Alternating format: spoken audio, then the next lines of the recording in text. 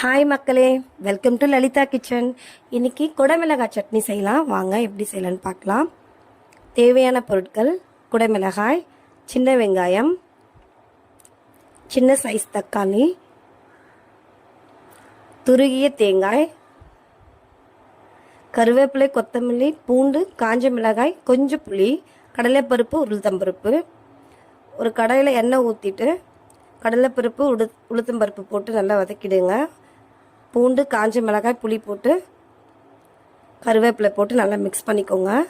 கொஞ்சம் ரோஸ்டடாக ஆனதுக்கப்புறம் சின்ன வெங்காயம், தக்காளி சேர்த்து தேங்காய் போட்டு மிக்ஸ் பண்ணிக்கோங்க. நல்லா மிக்ஸ் வதங்கினதும் குடமிளகாய், கொத்தமல்லி, உப்பு போட்டு ஒரு மிக்ஸ் பண்ணிவிட்டு ஒரு மூடி போட்டு ஒரு 10 நிமிஷம் விட்டுடுங்க. 10 நிமிஷத்தில் எல்லாம் பச்சை வாசனையும் போயிடும்.